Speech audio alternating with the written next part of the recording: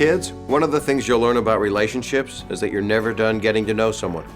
Everyone has secrets. I think I could retcon the origin of the narration sin and say it was inspired by How I Met Your Mother, and none of you would notice, because this show has as much narration as Outlander has sex, and, well, narration. Also, speaking of secrets, these poor children are held captive in their dad's study just waiting to find out how their dad met and their mother.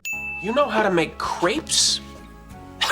That is so cool. Is it, though? I just googled how to make crepes, and it looks like about 6 basic ingredients, and 30 minutes later you have fruit pancakes, which, let's be honest, that's all they are.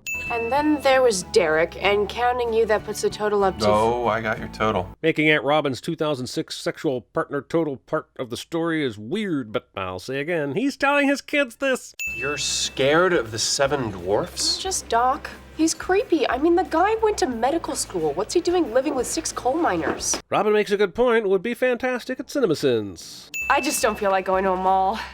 We can split a Cinnabon. I'm sorry, split a Cinnabon? Who does that? Who decides to not eat the entire Cinnabon? No, I don't go to malls!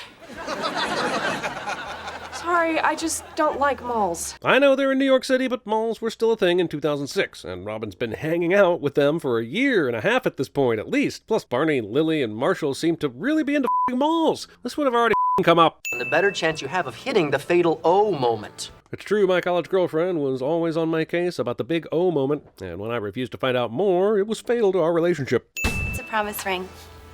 I made a pact with God to stay a virgin till I'm married. Oh, Virgin shaming.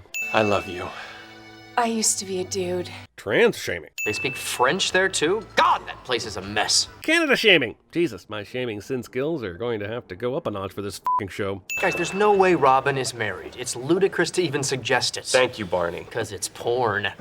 I need another beer.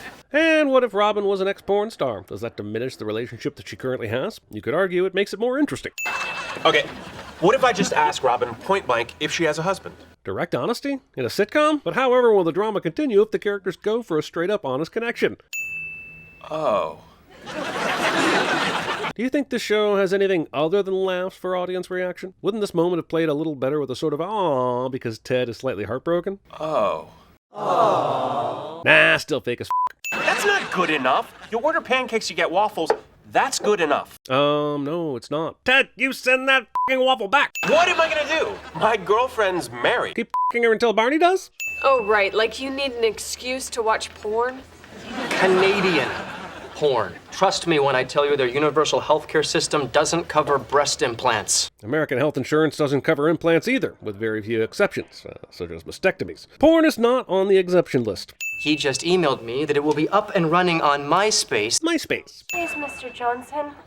I'm sorry I was a bad girl. While we find out shortly this is actually a pop music video, what are the chances it would start off like a random Pornhub video to make Barney think he's correct? I'm guessing there's about 0% chance. Also, this is a music video for a 16-year-old. Even if it's just making a parody of porn, this is f***ed up. I want to stress that I was young. Yeah, you were. I mean, really, Barney is an absolute bag.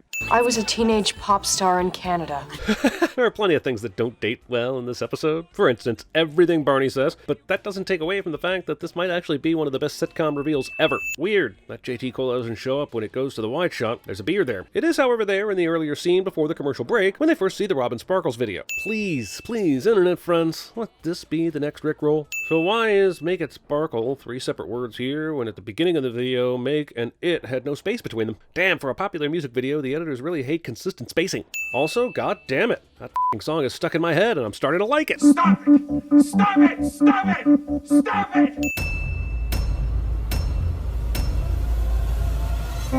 Shame!